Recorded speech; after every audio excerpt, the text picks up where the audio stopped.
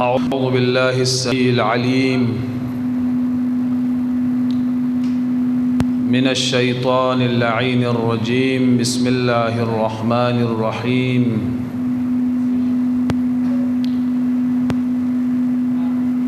الحمد لله المتجلي بنور جماله على الملك والملكوت،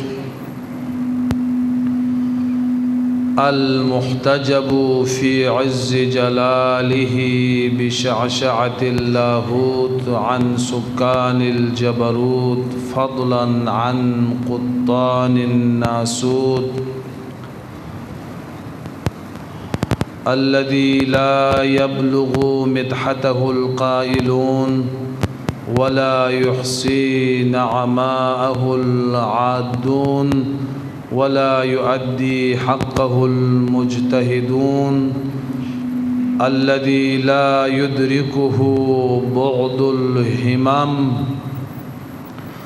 ولا يناله غوث الفطن، الذي ليس لصفته حد محدود ولا نعت موجود ولا وقت معدود ولا أجل ممدود، فطر الخلائق بقدرته ونشر الرياح برحمته ووتد بالسخور ميدان أرضه، الذي جعل الحمد مفتاحا لذكره وطريقا من طرق الاعتراف لوحدانيته وسببا لمزيد من فضله ودليلا على آلائه وعظمته.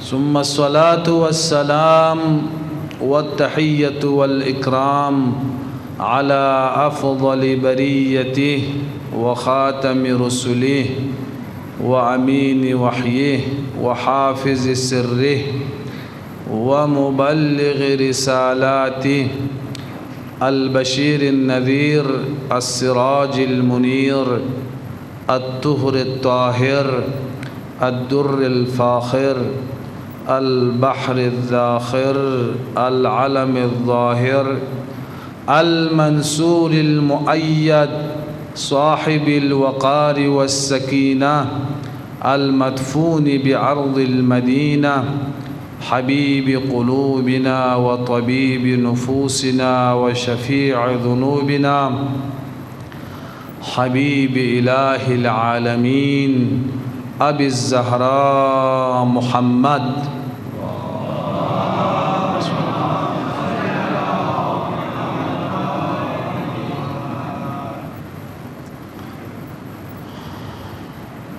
وآله الطيبين الطاهرين المعصومين المظلومين الهداة المنتجبين، لا سيما على ابنته فاطمة الزهراء سيدة نساء العالمين، الذين أذهب الله عنهم الرجس وطهرهم تطهيرا.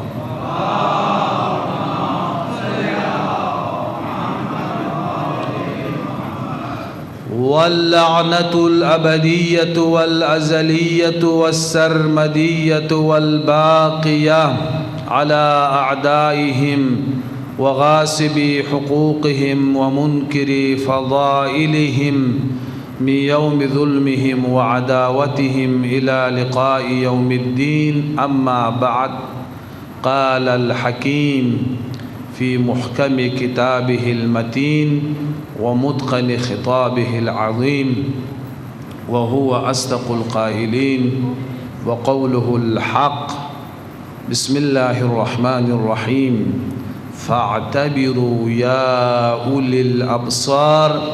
وقوله تعالى: لقد كان في قصصهم لعبرة لأولي الألباب. صلوات.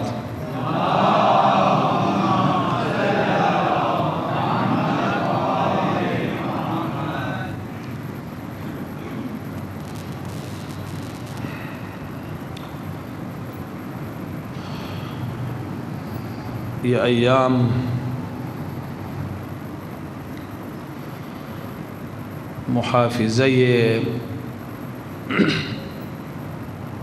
حریم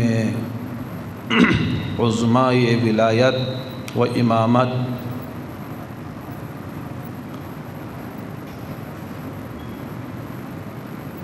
حضرت فاطمۃ الزہرا سلام اللہ علیہا سے منسوب ایام ہیں۔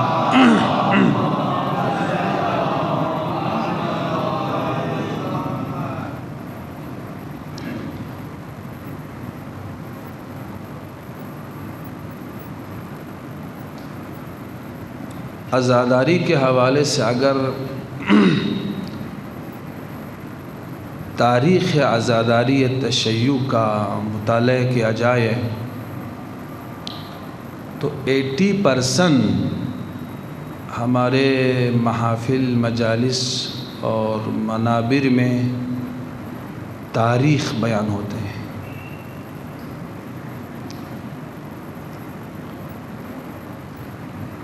لیکن مقام افسوس یہ ہے کہ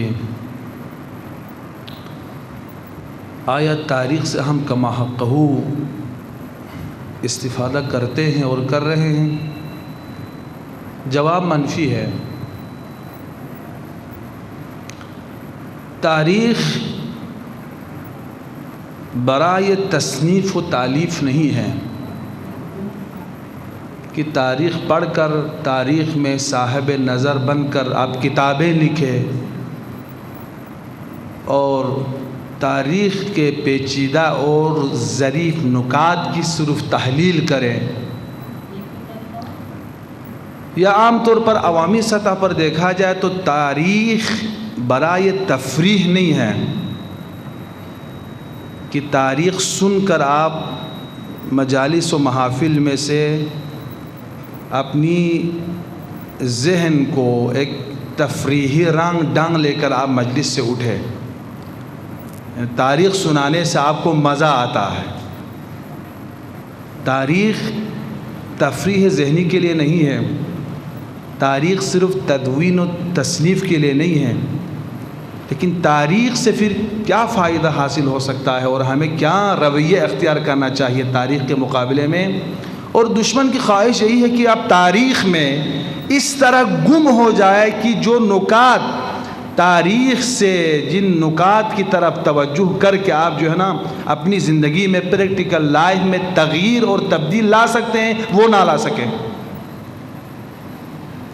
اسی لیے قرآن مجید نے اس حقیقت کی طرف اشارہ فرمایا ہے، فَاعْتَبِرُوا يَا أُولِي الْأَبْصَارِ، اے صاحبان بصیرت، تاریخ نہ برائے تصنیف ہے، نہ برائے تدوین ہے، نہ برائے تحریر ہے، نہ تفریح ذہنی کے لیے، بلکہ ہدف تاریخ کا عبرت ہے۔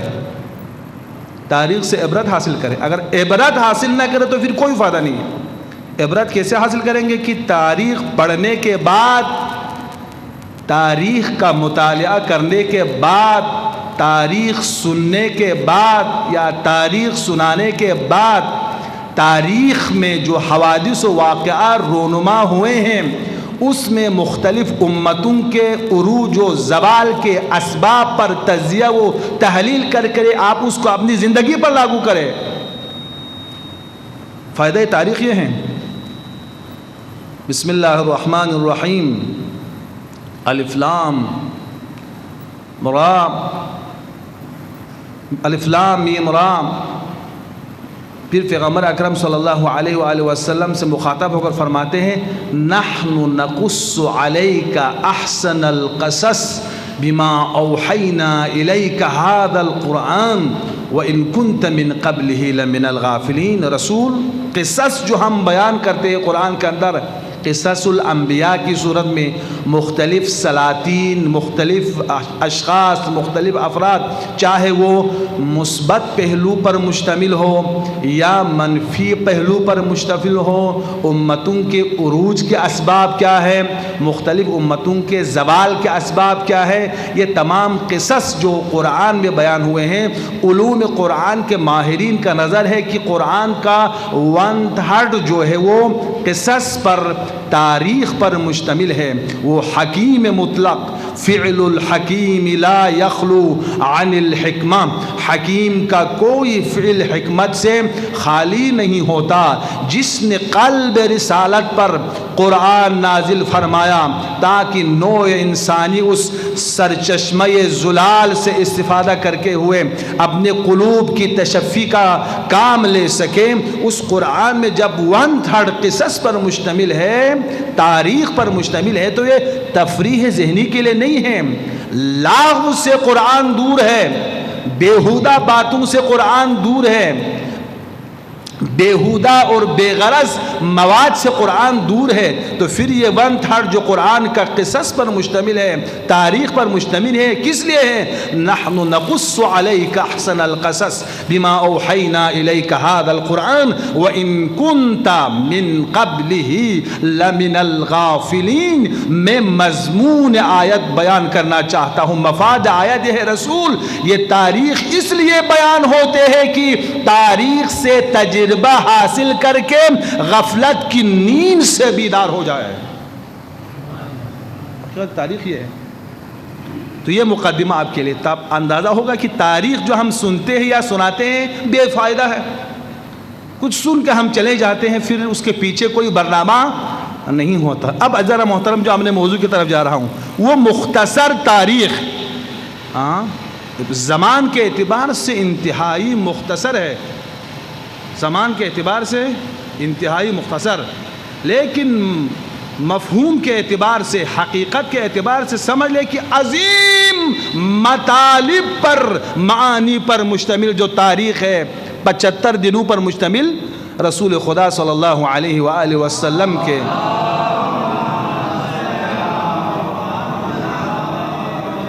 یعنی یوں سمجھ لے کہ رحلت سے رحلت تک کا جو تاریخ ہے، رحلت سے رحلت تک کا جو تاریخ ہے، رحلت رسول سے رحلت بنت رسول خدا تک، جو 75 یا 95 دنوں پر مشتمل جو مختصر تاریخ ہے، اس تاریخ سے ہم کیا عبرت لے سکتے ہیں؟ صرف آپ یہ پڑھیں تاریخ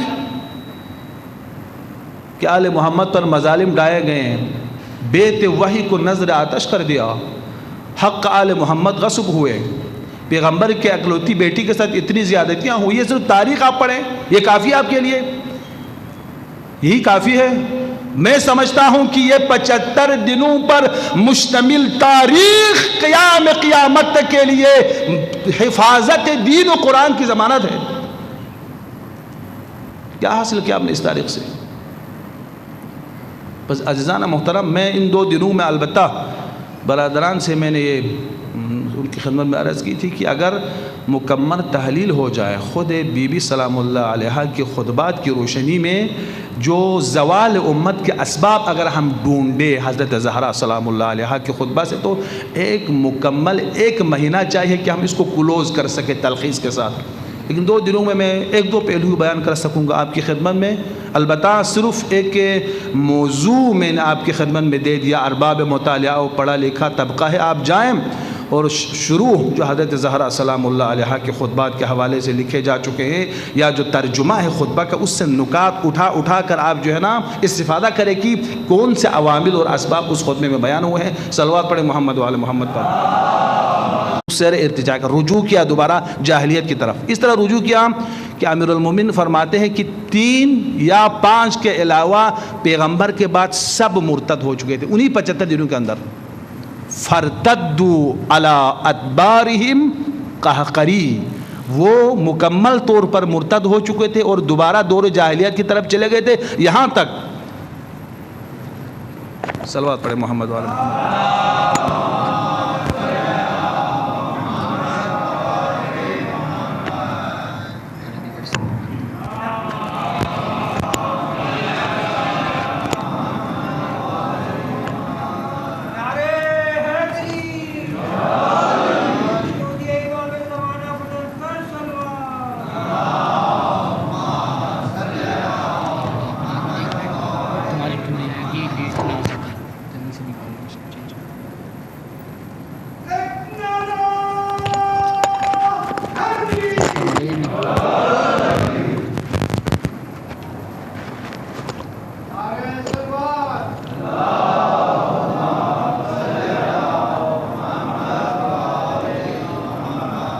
ایک مرتبہ سلسلہ کلام ٹوٹ جائے تو پھر مشکل ہو جاتا ہے. امیر المؤمنین روحی و ارواح العالمین لتراب مقدم الفدا ایک مرتبہ خطبہ بیان فرما رہے تھے. اس خطبے کا نام ہے شقشقیہ، خطبہ شقشقیہ.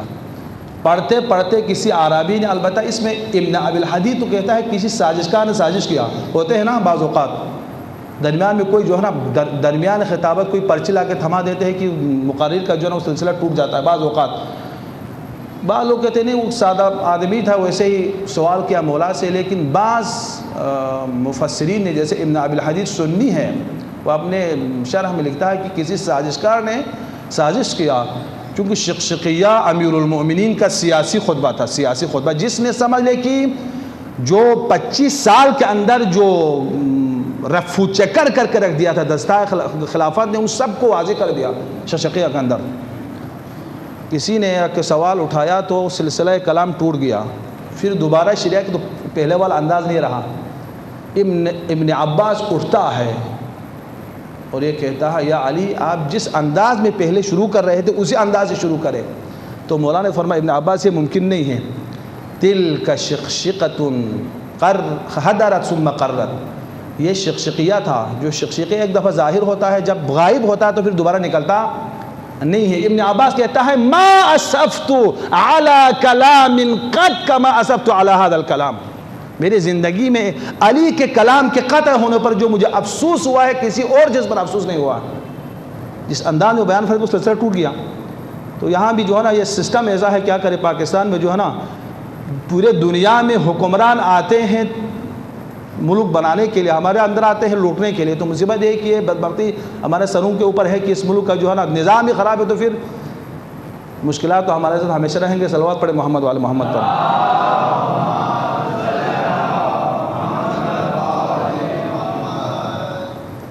تو تمام سنی مفسرین نے نقل کیا ہے کہ 75 دنوں میں جو دور استرجاعی ہے. میں عرض کر رہا تھا کہ ابن حجر عسقلانی نے کتاب فتح الباری فی شرح البخاری، صحیح بخاری جس کو اہل سنت کہتے ہیں کہ قرآن کے بعد صحیح ترین کتاب ہے، اس کا بہترین شرح فتح الباری ہے. فتح الباری میں ایک روایت نقل کرتا ہے ابن ابی الحدید کی. قیامت کا منظر ہے اور روایت نقل کرتے ہیں کہ قیامت کے دن پیغمبر دیکھ رہا ہے کہ جناب علی اس کے بڑے بڑے اصحاب جو ہیں وہ جہنم میں جا رہے ہیں. تو پیغمبر نے اپنے پروردگار سے سوال کیا، پروردگار یہ تو میرے اصحاب ہے. تو خدا نے جواب دیا رسول اما تعلم ما احدثوا بعدک، آپ کو معلوم ہے کہ آپ کے بعد انہوں نے کیا کیا ہے؟ فرتدوا علی ادبارہم قہقری، سب مرتد ہو گئے تھے. یہ خود اہل سنت کی روایت ہے.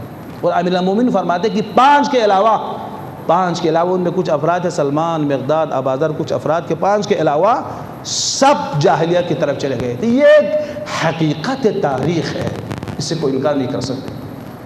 اب جو دور استرجاع امت کا وہ قرآن ان ھذا الکتاب یہدی للتی ہی اقوم، جس کو خالق کائنات نے ہدایت کے لیے بھیجا تھا. اور پیغمبر فرماتے ہیں کہ اذا التبست علیکم الفتن کقطع اللیل المظلم فعلیکم بالقرآن، جب کبھی تم مشکل میں پڑ جائے تو قرآن کے دامن سے متمسک ہو جاؤ.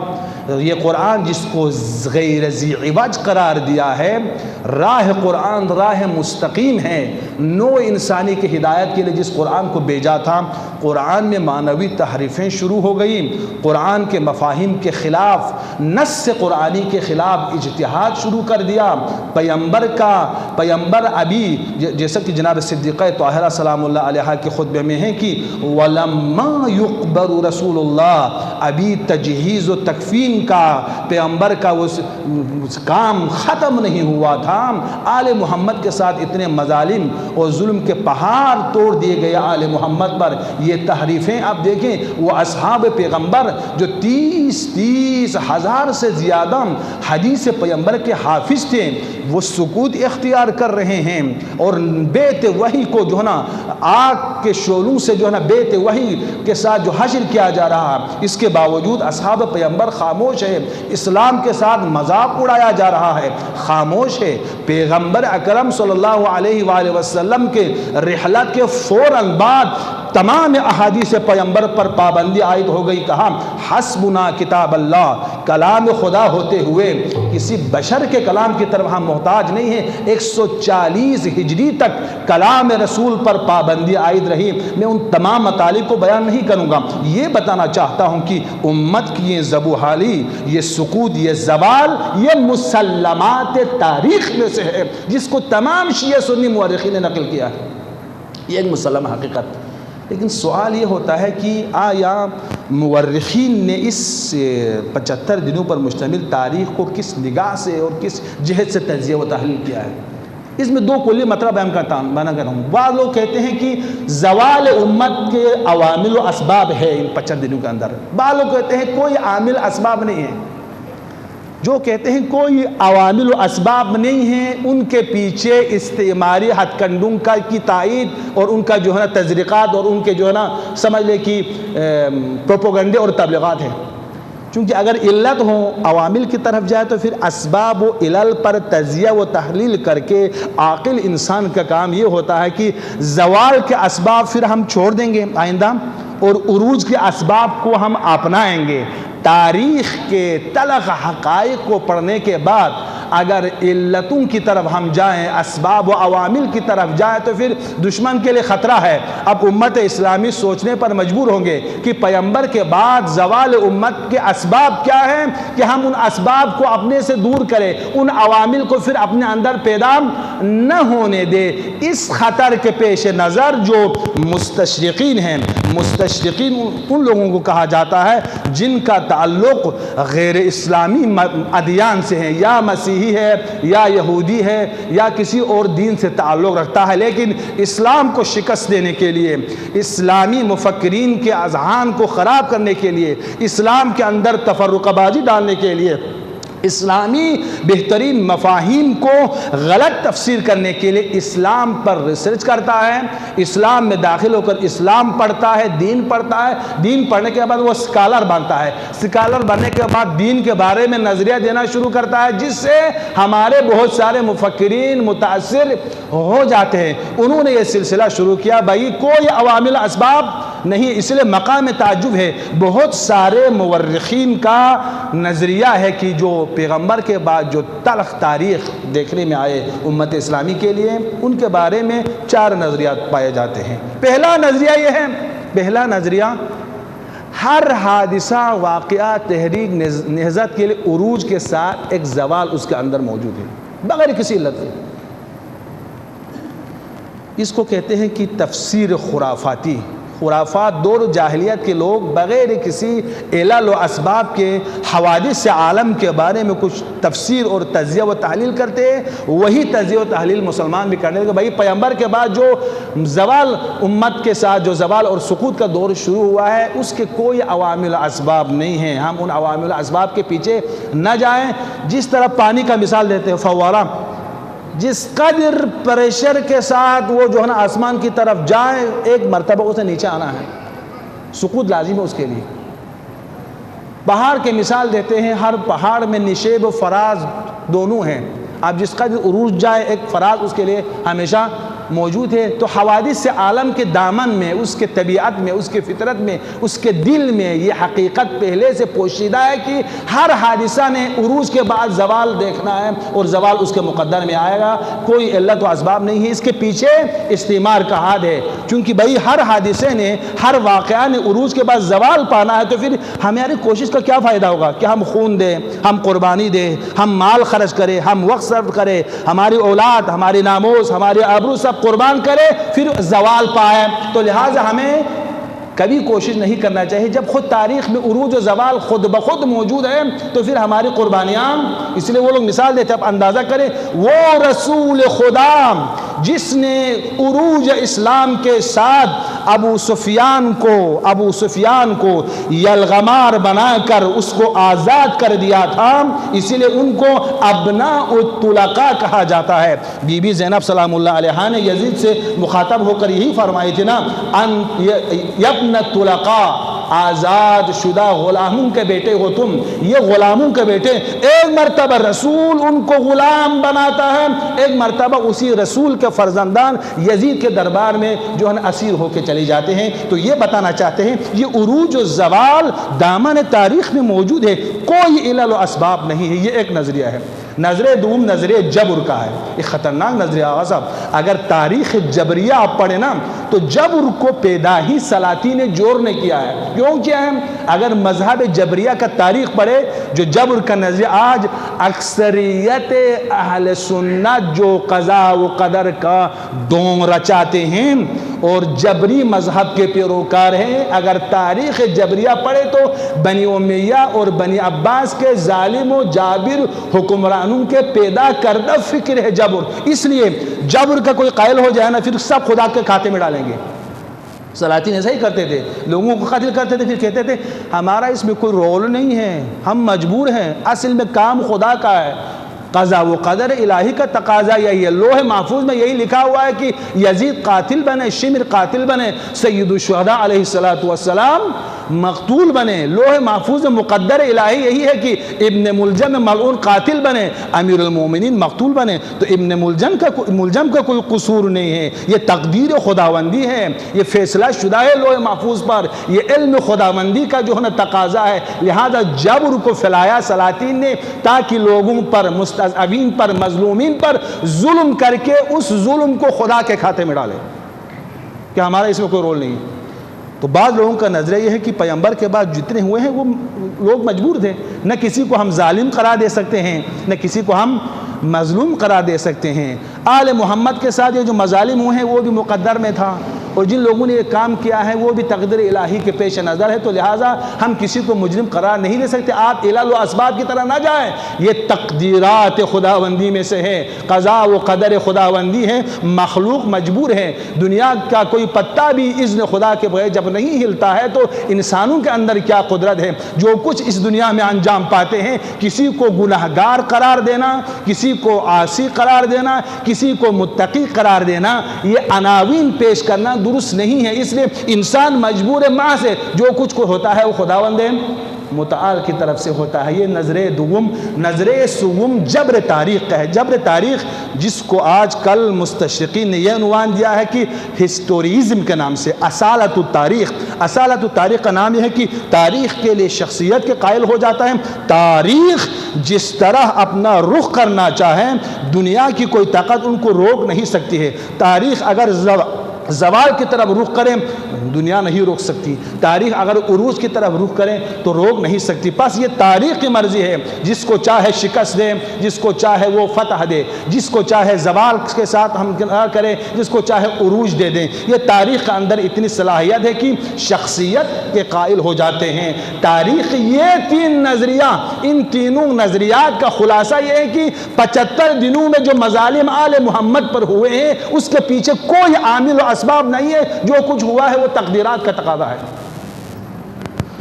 اللہ اکبر۔ یہ قرآن کے مفاہیم کے خلاف ہے۔ قرآن مقدس نے تو ببنگ دہل کہا شقاوت و سعادت انسانوں کے ہاتھ میں ہے۔ انا ہدیناہ السبیل اما شاکرا و اما کفورا۔ ایسی بات نہیں ہے، ہدایت کا راستہ پروردگار نے دکھا دیا ہے، اب انسان کے ہاتھوں میں ہے کہ وہ سعادت کا راستہ اختیار کرے یا شقاوت کا راستہ اختیار کرے۔ سعید بننا چاہے تب بھی انسان کے مرضی میں ہے، شقی بننا چاہے تب بھی انسان کے مرضی میں ہے۔ ایسی بات نہیں ہے انسان کے شقاوت و سعادت میں پروردگار کا کوئی رول ہو، پروردگار نے تو راستہ دکھا دیا ہے، اب انسان کی اپنی مرضی ہے۔ عزیزان محترم، ما اصابک من سیئۃ فمن نفسک، اگر تم پر کوئی مصیبت اور بلا و بدبختی آ پڑے تو تمہارے اپنے ہاتھوں کا کمایا ہوا ہے۔ وما اصابک من حسنۃ فمن عند اللہ، اگر کوئی اچھائی تم پر آ جائے تو خدا کی طرف سے ہے۔ کسی مستشرق نے ایک کتاب لکھا ہے مطاعن القرآن، قرآن کے تناقضات کو جمع کرنے کی کوشش کی ہے کہ قرآن کے اندر عجیب و غریب باتیں ہیں۔ یہ کون سی بات ہو گئی؟ تم پر کوئی برائی آ جائے تو تم نے کیا ہے، اچھا کرے تو پھر اچھائی خدا کی طرف سے کیسے ہو سکتے ہیں؟ ادم اس کا مراد یہ ہے القرآن ینطق بعضہ بعضا، قرآن بعض قرآن سے گفتگو کرتا ہے۔ ایک آیت تفسر بعضه بعضها، بعض قرآن دوسرے بعض کے لیے تفسیر ہے۔ اس کا مفہوم کیا ہے؟ مفہوم یہ ہے والذین جاہدوا فینا لنہدینہم سبلنا، جو شخص راہ خدا میں کوشش کرے پھر خدا مدد کرتا ہے۔ جب خدا کی مدد شامل حال ہوں گے تو سمجھ لے تمام سعادتوں میں خدا شریک ہے۔ لیکن جو راہ خدا میں کوشش نہیں کرتے نا، خدا اس کو اپنے اوپر چھوڑ دیتا ہے۔ تو جو بھی بلا ہے ان اپنے ہاتھوں سے کمایا ہے۔ مراد یہ ہے عزیزان محترم، میرے چوتھے امام، امام العارفین، سید الساجدین، امام زین العابدین علیہ افضل صلوات المصلین، امام چہارم فرماتے ہیں لو اراد اللہ عبدا، جب کبھی خدا کسی بندے میں کے بارے میں یہ ارادہ کرے کہ اس کو سخت ترین عذاب میں مبتلا کرے۔ ہم تو یہ سمجھ رہے ہیں کہ دنیا کے جو ہے نا وہ مصائب، مادی مصائب، مرض کی صورت میں، فقر کی صورت میں، ہاں اس قسم کے مسائل اگر ہم پر آئیں تو ہم اس کو عذاب الہی سمجھتے ہیں۔ یہ عذاب الہی نہیں ہے، یہ رحمت خداوندی ہے۔ چوتھے امام فرماتے ہیں جب کبھی خدا یہ چاہے کہ بندے کو عظیم سے عظیم ترین، سخت سے سخت ترین بلا میں مبتلا کرنا چاہے تو اللہ سبحانہ و تعالیٰ اس کو اپنے اوپر چھوڑ دیتا ہے۔ تو جانے تیرا کام جانے۔ جس دن خدا کی طرف سے یہ نعرہ بلند ہو جائے تو اس سے بڑھ کر کوئی عذاب نہیں ہے اس شخص کے لیے۔ اسی لیے معصومین سے ارشاد ہے نا اللہم لا تکلنی الی نفسی طرفۃ عین ابدا۔ چوتھے امام بار بار یہ جملہ فرمایا کرتے تھے بار الہ مجھے ایک لمحہ کے لیے اپنے اوپر مت چھوڑو، ہمیشہ خدا کے کنٹرول میں ہو۔ جب خدا کسی کو اس کے اوپر چھوڑ دے، اس کو کہتے ہیں کہ توکیل۔ خدا کسی کو یہ کہے کہ تم جانے تیرا کام جانے، میرا تجھ سے کوئی واسطہ نہیں ہے، عظیم ترین سخت ترین عذاب خداوندی میں سے ہے۔ بس کوئی خدا کے راہ میں جہاد کرے، قدم بڑھائے تو پھر خدا راستہ دکھاتا ہے۔ کوئی خدا سے لاپرواہی کرے تو خدا فرماتے ہیں میں تجھ سے لاپرواہی کروں گا، جاؤ جو کچھ کرنا ہے کرو، تو جانے تیرے کہاں جانے۔ تو جو بلائیں اور مصیبتیں اس پر آئے گی سمجھ لے کہ فمن نفسی، جو اس کے اپنے ہاتھوں کا کمایا ہوا ہے۔ بس ایسی بات نہیں ہے کہ ہر کام میں جبر ہو، خدا نے اختیار دیا ہے انسان کے لیے کہ انسان اپنے مرضی سے سعادتوں کا راستہ اپنا سکتا ہے اور اپنے مرضی سے وہ شقی بھی بن سکتا ہے۔ اب یہ تینوں تاریخ کے جو تحلیل ہے وہ قرآن کی روح سے باطل ہے۔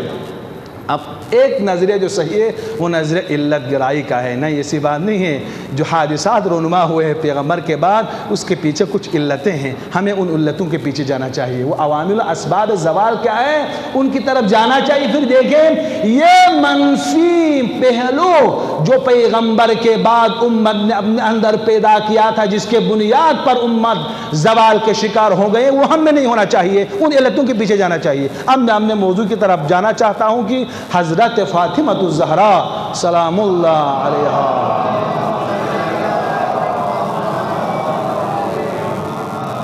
نورانی خطبے کی روشنی میں ہم ان علتوں کی طرف جاتے ہیں۔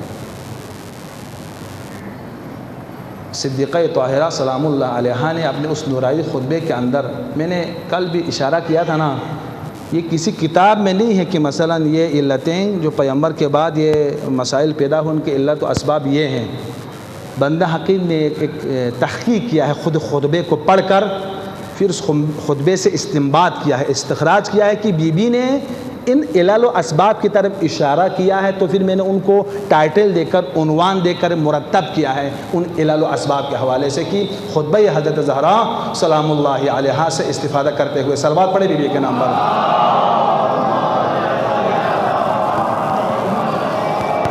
حضرت زہرا سلام اللہ علیہا فرماتی ہیں کہ زوال امت کے عوامل میں سے، علتوں میں سے ایک علت جو پیغمبر کے بعد رونما ہوئی، نفاق نے اپنے حقیقی چہرے کو ظاہر کر دیا۔ ایک علت عزیزان محترم، منافق کلام عرب میں جو تشریح کرے نفاق کا تو منافق اسے کہا جاتا ہے کہ بہت سارے وجوہات کی بنیاد پر وہ اپنے عقیدے کو چھپا لیتا ہے، یعنی یہ یوں کہے کہ اس کا زبان اور دل ایک دوسرے کی تائید نہ کریں، زبان کچھ اور کہے دل کچھ اور بولے، یہ منافق کی علامت ہوا کرتے ہیں۔ تو یہ منافق جو ہے نا نفاق کا راستہ کیوں اپناتے ہیں؟ دو وجہ ہے، یا اس کو خوف ہے، ڈر ہے، جیسا کہ پیغمبر کے زمانے میں ایسا ہی ہوا کہ بعض لوگ جو ہے نا خوف کی وجہ سے جب حکومت اسلامی کا عروج دیکھتا ہے کہ پیغمبر روز بروز ترقی کرتا جا رہا ہے اور امیر المومنین علیہ افضل صلوات المسلین کا زور بھی ہے پیغمبر کے ساتھ، حکومت اسلامی کے ساتھ، خوف کے ناطے وہ مسلمان ہو جاتے ہیں، دل سے مسلمان نہیں تھے۔ یا یہ ہے یا سازشکار ہوتے ہیں، سازشکار دیتے ہیں کہ جب قضیہ کامیابی کی طرف جا رہا ہے تو اس میں داخل ہو جاتا ہے، جب کبھی فرصت ملے تو کوئی نقشہ تبدیل کرے، وہ فرصت طلب لوگ ہوتے ہیں، یا فرصت طلبی کی وجہ سے وہ منافقت اپناتے ہیں یا ڈر کی وجہ سے۔ لیکن جب کبھی فرصت مل جائے یا خوف ختم ہو جائے تو نفاق اپنا اصلی چہرہ لے کر ظاہر ہوتا ہے۔ جناب صدیقہ طاہرہ سلام اللہ علیہ فرماتی ہے کہ پیغمبر کے بعد سب سے پہلے جو مشکل امت اسلامی کو پیش آئی اور جس کی وجہ سے دور استرجاع شروع ہوا، نفاق نے اپنا اصلی شکل دکھانا شروع کر دیا۔ کیونکہ پیغمبر میں جب تک پیغمبر زندہ تھا کہ منافق اپنا اصلی چہرہ ظاہر نہیں کر سکتے تھے، یا تو اسلامی حکومت کے ابہات کی وجہ سے، یا پیغمبر اکرم صلی اللہ علیہ وآلہ وسلم کے جو عالمی شخصیت تھی اس شخصیت کی وجہ سے، یا فرصت کے طلب میں تھے، چونکہ پیغمبر کے ہوتے ہوئے اگر منافق اپنا چہرہ دکھاتے تو شاید مخالفت سے دوچار ہوتے ہیں، تو لہٰذا انہوں نے پیغمبر کے رحلت کا انتظار کیا۔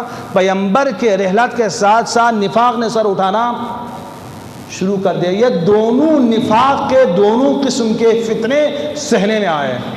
جو لوگ ڈر کے مارے مسلمان ہوئے تھے انہوں نے اظہار وجود کرنا شروع کیا، اور جو لوگ اسلام کا عروج اور ترقی دیکھ کر فرصت طلب تھے، رحلت پیغمبر کے ساتھ حکومت کے لالچ میں ہم نے نفاق کا چہرہ دکھا دیا۔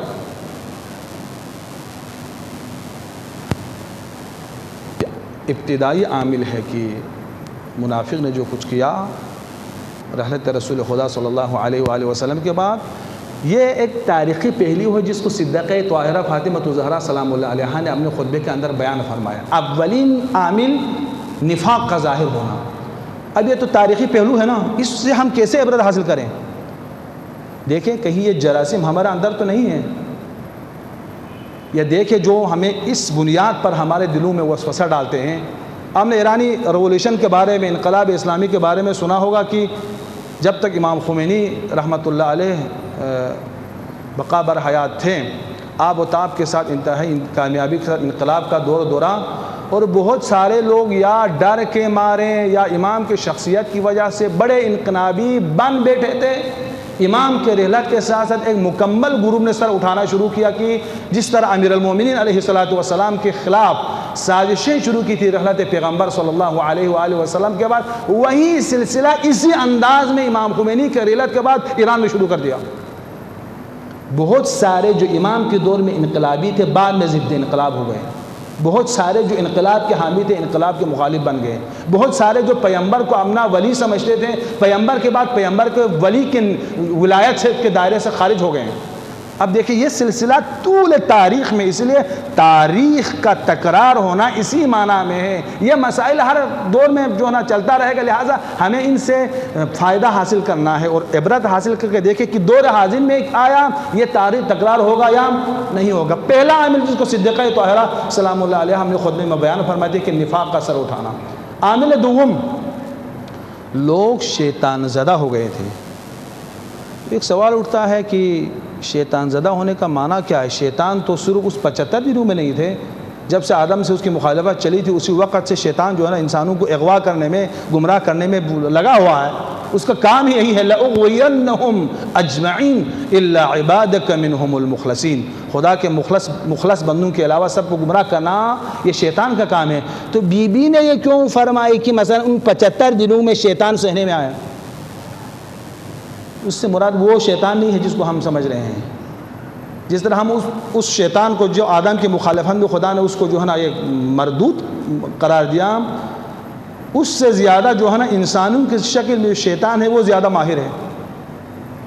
تو بی بی کا یہ فرمان کہ 75 دنوں میں شیطان نے اپنا جو ہے نا وجود کا اظہار کیا، تو وہ شیطان جن مراد نہیں ہے، شیطان انس مراد ہے۔ شیطان دو قسم کے ہیں۔ بسم اللہ الرحمن الرحیم، قل اعوذ برب الناس ملک الناس الہ الناس من شر الوسواس الخناس الذی یوسوس فی صدور الناس من الجنۃ والناس۔ شیطان دو قسم کے ہیں، شیطان جنی وہ جس پر ہم سب لعنت کرتے ہیں، وہی شیطان۔ ایک ہوتا ہے شیطان انسی جو شکلاً انسان ہے لیکن حقیقت میں شیطان ہے، یعنی کام وہی شیطانوں والا ہے، شکل میں ظاہری ڈول ڈال میں انسان ہے اور انسانوں کے درمیان چلتا پھرتا نظر آتا ہے، لیکن کام شیطان کا ہے۔ شیطان کا اصلی کام کیا جو انتہائی جو ہے نا اصل اس کا شغل کیا ہے شیطان کا، جس کو قرآن نے پیش کیا، یوسوس فی صدور الناس، لوگوں کے دلوں میں وسوسہ پیدا کرنا شیطان کا کام ہے، اہم کام اس کا یہی ہے۔ جو شخص بھی دینی معاملات اعتقادات کے حوالے سے، اخلاق کے حوالے سے، ولایت کے حوالے سے دلوں میں وسوسہ پیدا کرے، وہ انسان کے درمیان جو ہے نا شیطان ہے، شیطان انس کہا جاتا ہے۔ بی بی فرماتی ہیں کہ شیطان انس اپنا کام شروع کر دیا، نہ شیطان جن وسوسہ شروع کر دیا۔ پیغمبر صلی اللہ علیہ وسلم کے بعد یار یہ تو بڑے اصحاب پیغمبر ٹھیک کہتے ہیں، پیغمبر کے بعد سعد بن ابی وقاص جیسا 80 سالہ صحابی جو ہر وقت پیغمبر کے دستراس میں ہوتے تھے، اور وہ بہت سارے اصحاب جو مختلف جنگوں میں پیغمبر کے ساتھ رہے، مسن، عمر رسیدہ، تجربہ کار، تاریخ نشیب و فراز سے آگاہ، اور پیغمبر کے ساتھ مختلف جنگوں میں شرکت کر چکے ہیں، سران قبیلہ، اثر و رسوخ والے، یہ سب ہوتے ہوئے ایک جوان انسان جس کا نام علی ہے، اس کی ولایت کو اپنائیں، وسوسے شروع کر دیا۔ بہت سارے لوگ اسی وسوسے میں پڑ گئے تھے۔ خود سعد بن ابی وقاص جیسی عظیم المرتبت انسان شورائے 6 نفری میں علی کے خلاف ووٹ دیتا ہے۔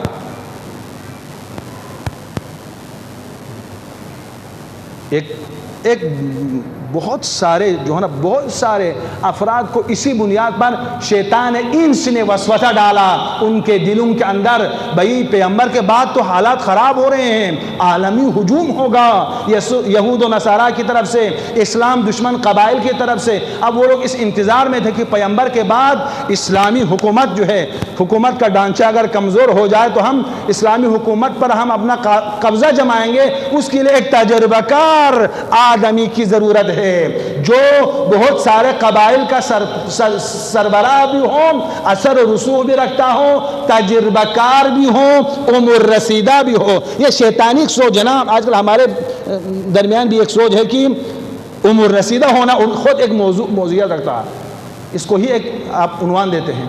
کہا کہ وہ ایک عمر رسیدہ صحابی رسول خدا کو پیغمبر کے بعد نائب پیغمبر ہونا چاہیے، تو یہ جوان سال علی افسوس اس دنیا کے سر پر خاک ہو۔ شورائے 6 نفری میں جب پوچھا کہ علی میں کیا کمی ہے کہ تم نے یہ 6 افراد پر مشتمل جو ہے پینل بٹھایا ہے خلافت اسلامی کے لیے، تو کہا علی میں کوئی کمی نہیں ہے، علی میں تقوی ہے، علم ہے، فضیلت ہے، شجاعت ہے، خاندان کے اعتبار سے پاکیزگی ہے، سب کچھ ہے، ایک چیز نہیں ہے، وہ کیا ہے؟ کم عمری کی وجہ سے سنجیدہ نہیں ہے۔ یوسوس فی صدور الناس من الجنۃ والناس، یہ جنوں والی شیطان یہ کام نہیں کیا ہے، جو انس کی صورت میں، انسانیوں کی صورت میں شیطان نے سر اٹھایا، انہوں نے بہت سارے لوگوں کو وسوسے میں ڈالا اور امیر المومنین سے جدا کیا۔ بی بی فرماتی ہے کہ قد ظہرت منکم حسکۃ النفاق والشیطان، شیطان نے ظہور و بروز پیدا کیا اپنا۔ اب دیکھیں فاعتبروا یا اولی الابصار، کیا ہمارے اندر بھی یہ وسوسے پیدا ہوتے نہیں ہوتے ہیں؟ بعض اوقات ہوتا ہے نا، پوس کندہ میں بتا دوں گا، بہرحال ایک حقیقت کو بتانا پڑے گا۔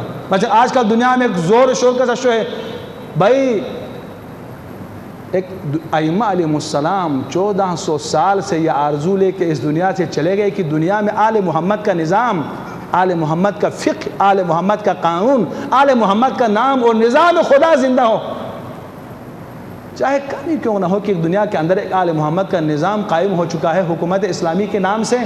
آج جس کے ریڈیو ٹیلی ویژن پر آپ ایام فاطمہ بنا رہے ہیں نا، آپ ایران میں آئے پتہ چلے گا 1 مہینہ مکمل ایام فاطمیہ مناتے ہیں، عاشوراء سے زیادہ پررنگ انداز میں پورا میڈیا، ریڈیو، ٹیلی ویژن، امام بارگاہ، مسجد، خیابان، روڈ، سڑک ماتمدار نظر آتے ہیں ایام فاطمیہ میں، کہ سمجھ لیں کہ یہ مملکت فاطمہ ہے، ایسے انداز میں مناتے ہیں نا۔ یہ شکوہ آپ کے ذہن پیدا کریں، بھائی اتنے بڑے لوگوں کے ہوتے ہوئے جو علم میں، سن میں، داڑھی میں، جسامت میں، قد و قامت میں، کہ ایک جوان آدمی کو جو پہلے مجتہد بھی نہیں تھا، صدر تھا، پریزیڈنٹ تھا، اس کو مجتہد کا ڈگری دیا ہے، ولی فقیہ بنا دیا ہے۔ یہ جو شبہات بعد از پیغمبر امیر المومنین کے بارے میں جو شبہات لوگوں کے دلوں میں پیدا کیا تھا، وہی شبہات بھی ممکن ہے ولایت فقیہ کے بارے میں لوگوں کے ذہن میں ڈالے، تاکہ لوگ اس مرکز اور حکومت اسلامی کے محوریت سے دور ہو جائے۔ تاریخ کا تکرار ہونا اسی معنی میں ہے، ورنہ جو امیر المومنین علیہ السلام کے حوالے سے جو تبلیغات ہوئے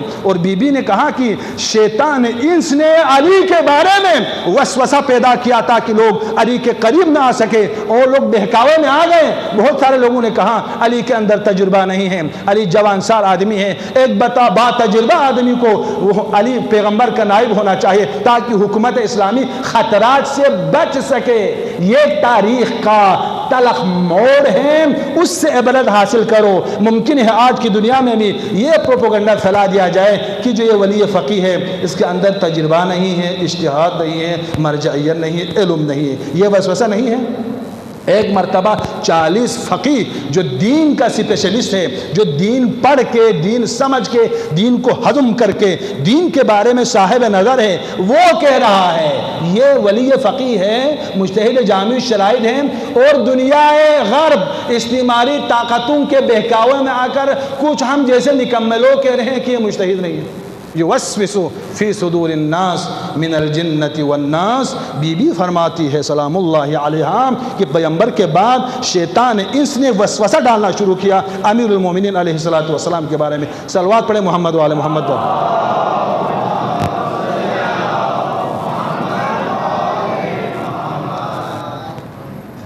علت سوم جو بی بی فرماتی ہے کہ سقوط امت کے سبب بنے، یہ ہے کہ خوف۔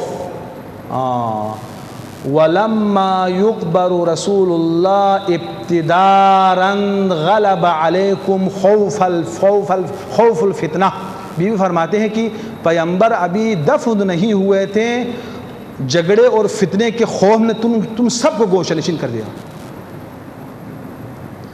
بھائی یہ تو اب جنگ شروع ہو رہا ہے، ابھی پیغمبر کا جنازہ امیر المؤمنین علیہ افضل الصلوات المسلین پیغمبر کے تجہیز و تکفین کے اس مشکلات اور مسائل میں گرفتار ہیں۔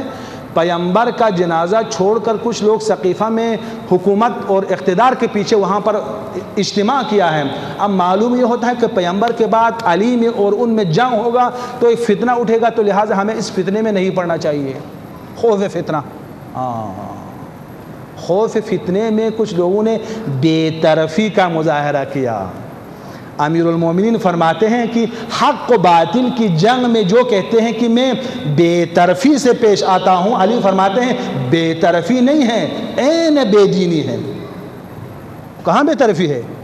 ایک مرتبہ مجسمہ حق، حجت خدا، امام کل، جس کے بارے میں پیغمبر خندق میں فرماتے ہیں برز الاسلام کلہ علی الکفر کلی، اسلام کل کفر کل کے ساتھ مقابلہ کر رہا ہے۔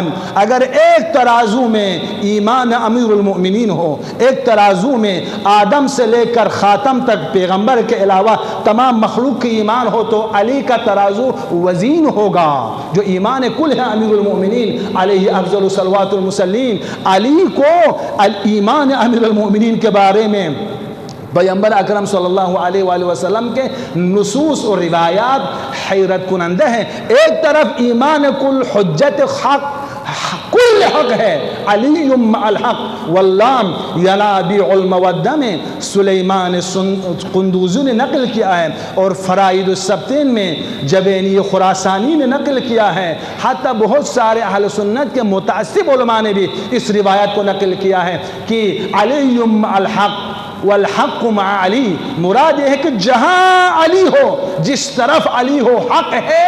یہ روایات مناجع اہل سنت کے اندر موجود ہے۔ ایک طرف کل حق ہے اور اس کے مقابلے میں کچھ افراد علی کے مقابلے میں آئے ہیں، اور مجھ جیسے کچھ بیکار لوگ فتنے کے خوف سے سکوت اختیار کر رہے ہیں کہ ہمیں بے طرف ہونا چاہیے۔ بے طرفی ہے، بے دینی ہے، بے طرفی نہیں ہے۔ بہت سارے لوگ بے طرف ہو گئے تھے، بے طرف علی اور دوسرے ان کے اس کشمکش میں بے طرف۔ تو بی بی فرماتی ہیں کہ فتنے کے خوف سے کچھ لوگ بے طرف ہو گئے۔ آج کے زمانے میں یہ ہوگا یا نہیں ہوگا؟ یقیناً ہوگا، اور ہو رہے ہیں کہ آپ کو دقت کرنے کی ضرورت ہے۔ بہت سارے دینی مسائل ہیں، دل آپ کا یہ کہہ رہا ہے کہ مجھے اس دینی مسئلے میں انوالو ہونا چاہیے، یہاں دین کے دفاع میں مجھے نکلنا چاہیے، حریم دین کے دفاع کے لیے مجھے قدم اٹھانا چاہیے۔ یہاں مثلا ممکن ہے کہ ولی امر مسلمین کی اطاعت میں حمایت میں مجھے جملہ بول دینا چاہیے، بولوں تو فتنہ ہوگا، بولوں تو میرا رزق کم ہو جائے گا، بولوں تو فلاں شخص مجھ سے ناراض ہو جائے گا، آئندہ محرم کے لیے مجھے نہیں بلائے گا، ٹرسٹیز پیسے کم دیں گے، فلاں عالم میرے پیچھے پروپیگنڈے کریں گے، عزت میں کمی آئے گی، لہذا مجھے کیا ہے، چاہتے ہوئے آپ سکوت اختیار کرتے ہیں۔ این بے طرفی جو لوگ پیغمبر کے رحلت کے بعد امیر المومنین کے حوالے سے بے طرف نظر آتے ہیں، اگر آپ بے طرف بننا چاہے، ورنہ کیا منطق ہے کہ ایک مرتبہ اسلام ہے اور اسلام آپ کے وجود کا احساس کرتے ہیں کہ آپ کو اس کام میں پڑھنا چاہیے، انوالو ہونا چاہیے، بولنا چاہیے، آپ کا دل بھی کہہ رہا ہے کہ بولنا چاہیے، لیکن صرف خوف فتنہ ہے، فتنے کے خوف سے سکوت اختیار کرتے ہیں جو سکوت اور زوال کے بہترین اسباب فراہم کرنے کے مترادف۔ تو بی بی فرماتی ہے کہ پیغمبر کے بعد خوف کے وجہ سے کچھ لوگوں نے سکوت اختیار کیا، یہ علت سوم۔ میں برادران کو عرض کر رہا تھا کہ ایک علت کے لیے ایک مجلس چاہیے، چونکہ دو مجلس میں خلاصہ کر رہا ہوں تو چارہ نہیں، میں کچھ موارد آپ کے کرنے بیان کر کے زحمت تمام کروں گا۔ علت چہارم، بی بی فرماتی ہے کہ عہد و پیمان شکنی، عہد و پیمان شکنی پیغمبر کے بعد شروع ہوئے۔ جو پیغمبر کے ساتھ لوگوں نے عہد باندھا تھا، جو وعدہ وعید کیا تھا پیغمبر کے ساتھ، اسلام جب تک اسلام اس دنیا میں باقی ہے اس وقت تک اسلام کے ساتھ وفاداری کا جو اعلان کیا تھا اس عہد و پیمان کو توڑ ڈالا۔ نَكَسْتُمْ عَهْدَكُمْ، بی بی سلام اللہ علیہ فرماتی ہے کہ تم لوگوں نے اپنا عہد توڑ ڈالا، جو وعدہ وعید کیا تھا۔ عالم ارواح میں ہم سب نے وعدہ کیا ہے دین کے ساتھ وفاداری کا، لیکن ہم عہد کو توڑ ڈالتے ہیں۔ یہ علت چہارم ہے، خلاصہ کر رہا ہوں کہ ٹائم نے 1 گھنٹہ مکمل ہو رہا ہے۔ علت پنجم جو حضرت زہرا سلام اللہ علیہ فرماتی ہیں وہ یہ ہے کہ عمل میں قرآن سے دوری اختیار کیا لوگوں نے، عمل سے کے اعتبار سے قرآن، زبان سے تو قرآن محور ہے، زبان سے قرآن محور کیسے ہیں؟ پیغمبر ابھی بستر علالت پر ہیں اور پیغمبر یہ فرما رہے ہیں، ایتونی اہل سنت کے 100 سے زیادہ راویوں نے حدیث قرطاس کو نقل کیا۔ ایتونی قلما وقرطاسا ساکتب لکم شیئا لن تضلوا بعد ابدا، قلم و کاغذ لاؤ، میں تمہیں نسخہ کیمیا لکھ کے جا رہا ہوں تاکہ قیامت تک تم گمراہ نہ ہو۔ لوگوں نے قرآن محوری کا نعرہ شروع کیا، ادھر بڑے قرآن کے وہ ہے مدافع ہے۔ کسی نے کہا کہ حسبنا کتاب اللہ، کتاب خدا کافی ہے، قرآن کے ہوتے ہوئے پیغمبر کے کلام کی طرف کیا ہمیں کوئی ضرورت نہیں ہے۔ قرآن کے نام پر اقدار قرآن کو پامال کرنا۔ بی بی فرماتی ہے کہ قرآن کے ذریعے قرآن سے دور ہوئے لوگ، قرآن کا نام لے کر قرآن سے دور ہوئے ہیں۔ قرآن تو یہ فرماتے ہیں کہ ما آتاکم الرسول فخذوہ وما نہاکم عنہ فانتہوا، جو کچھ رسول تمہیں دے لے لو، جس چیز سے رسول منع کرے رک جاؤ۔ ما ینطق عن الہوی ان ہوا الا وحی یوحی، درجنوں آیتیں دلالت کرتی ہے عصمت پیغمبر پر، حجیت قول پیغمبر پر، عظمت کلام پیغمبر پر۔ قرآن کا فرمان یہ ہے، اور لوگوں نے قرآن کے نام سے قرآن سے دوری اختیار کیا، کہا حسبنا کتاب اللہ، کتاب خدا ہمارے لیے کافی ہے، اس میں دنیا و ما فیہا کے تمام مسائل کا حل موجود ہے۔ قرآن کے ہوتے ہوئے ہمیں کلام رسول کی ضرورت نہیں ہے۔ ان کو پتا تھا کہ کلام رسول کے اندر وہ صراحت موجود ہے۔ اصل میں ایک سیاسی بیان تھا تاکہ اہل بیت اطہر علیہ السلام کے بارے میں جو بیانات رسول خدا ہے وہ زیر قلم آ کر مدون نہ ہو جائے، وہ یہی سمجھ رہے تھے، قرآن سے دور ہو گئے۔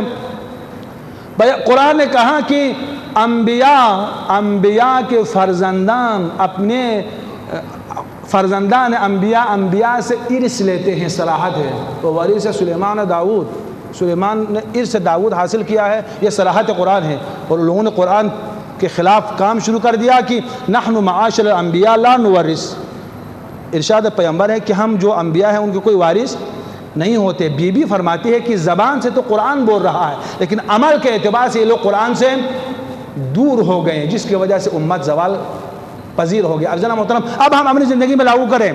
قرآن کے اندر بہت سارے ازمز کا تصور موجود ہے، چاہے وہ اقتصادی ازم ہو، چاہے وہ سیاسی ازمز ہو، حکومتی اعتبار سے بہت سارے ازمز اس دنیا میں چل رہے ہیں، اشارات کے ساتھ قرآن نے اس کو بیان کیا ہے، لیکن حقیقت میں اسلام کا جو نظام حکومت ہے، اسلام کا جو قانون اور نظام ہے، جس کو قرآن نے برہان کے ذریعے ثابت کیا ہے، اگر دنیا بدبختی سے اگر ہم نے آپ کو بچانا چاہے، سعادتوں کا راستہ اپنانا چاہے، ساحل نجات تک جانا چاہے، دنیاوی و اخروی، مادی و معنوی تمام مسائل کا اگر حل انسان چاہتے ہیں، وہ یہ ہے کہ نظام اسلامی کے پرچم تلے جمع ہو جائے۔ اس کے باوجود خود مسلمان، خود شیعہ اسلامی نظام کو چھوڑ کر ممکن ہے کوئی کسی پارٹی میں ہے، کوئی کسی ازم کے اندر ہے، کوئی کسی مثلا سسٹم کے پرچم تلے ہیں، جن کا تعلق نہ اسلام سے ہے، نہ قرآن سے ہے، نہ دین سے ہے۔ یہ عملاً قرآن سے دوری ہے۔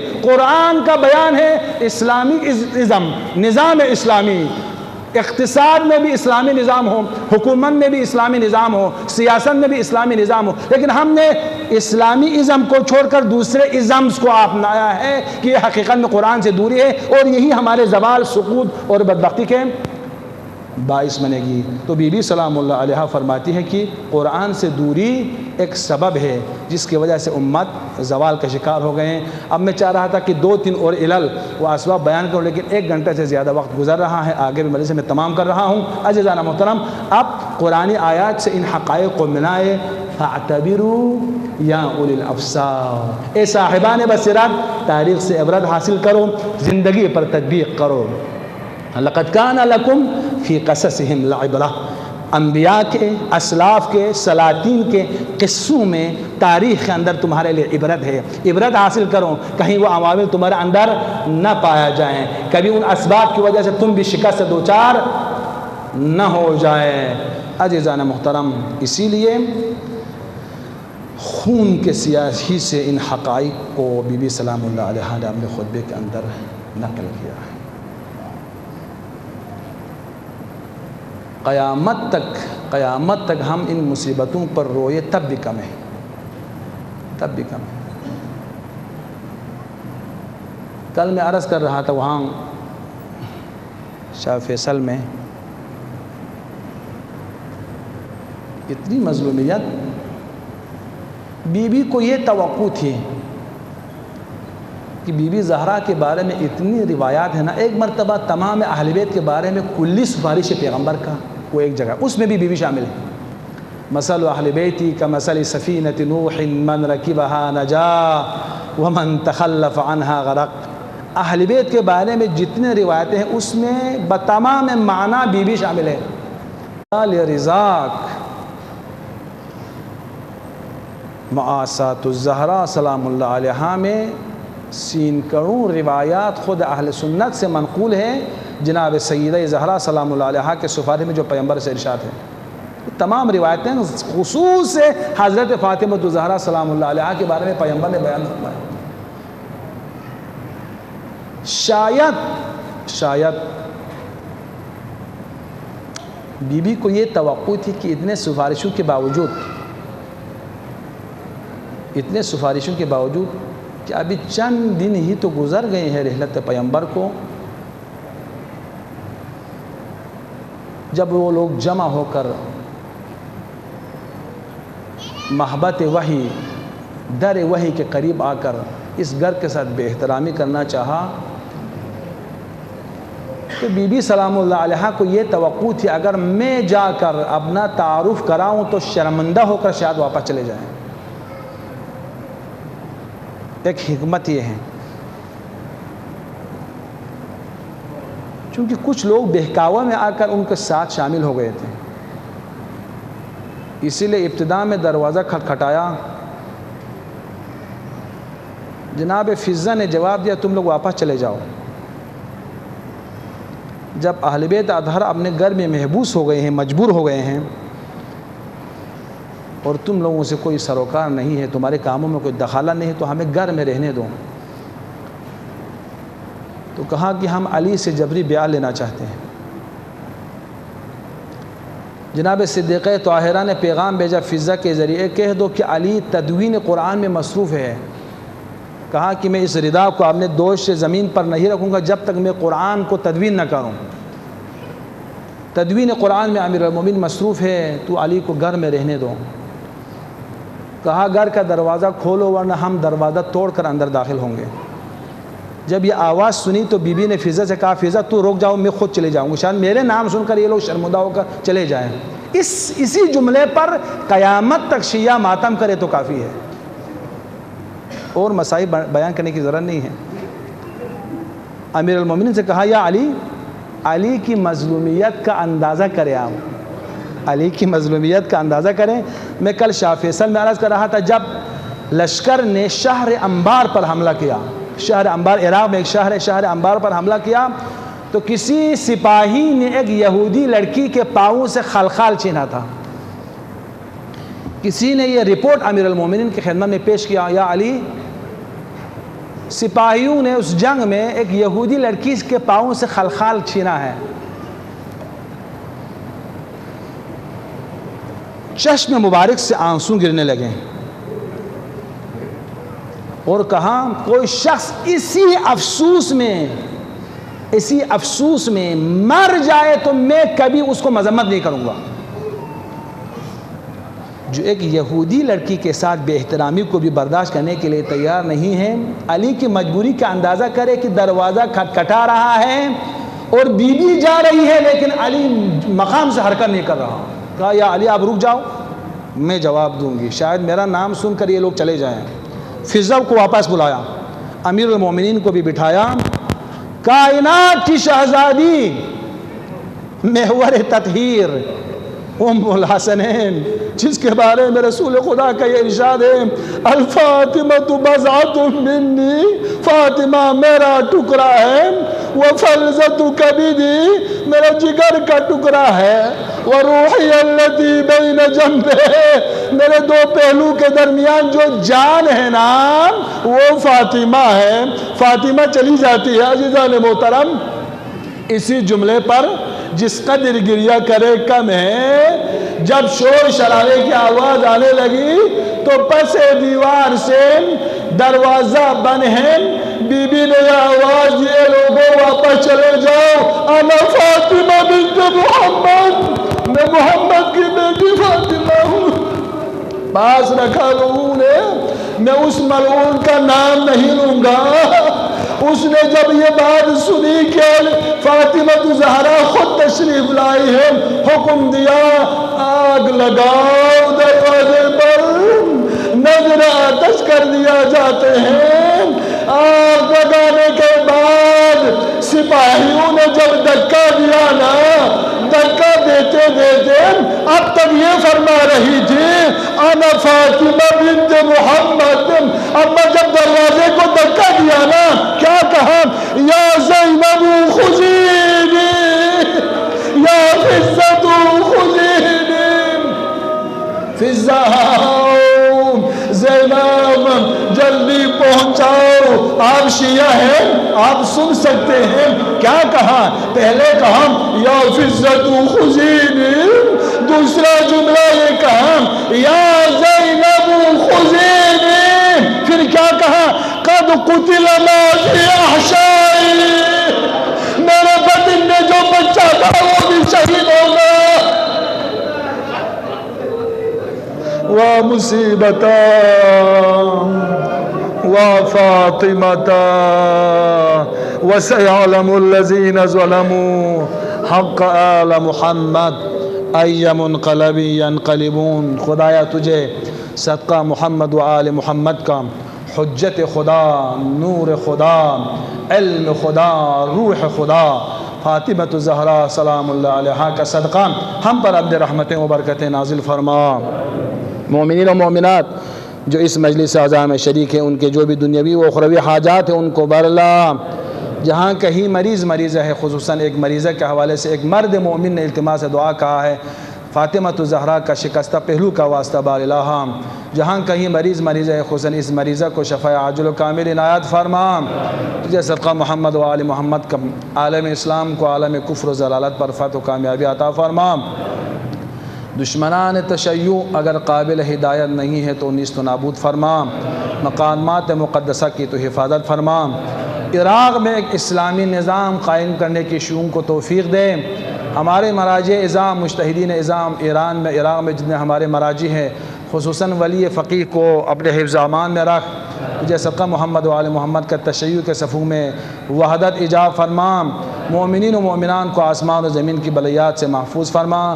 ہمیں آئندہ بھی انتہائی اہتمام کے ساتھ عاشوراء حسینی کی طرح ایام فاطمیہ کو پرزور انداز میں منانے کی توفیق دے، اور ان ایام کے اہتمام کرنے والے برادران اور بزرگان جو بھی شریک ہے ان مجالس کو بپا کرنے میں، ان کے مال، عزت، دولت، خصوصاً ان کے ایمان و جوانی میں ترقی عنایت فرما۔ وصلی اللہ علی محمد و آلہ الطاہرین۔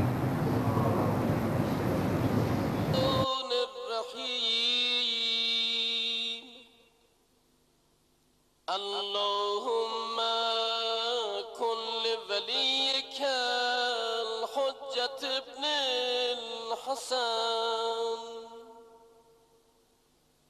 صلواتك عليه وعلى آبائه في هذه الساعة وفي كل ساعة وليا وحافظا وقائدا وناصرا ودليلا وعينا حتى تسكنه أرضك طوعا وتمتعه فيها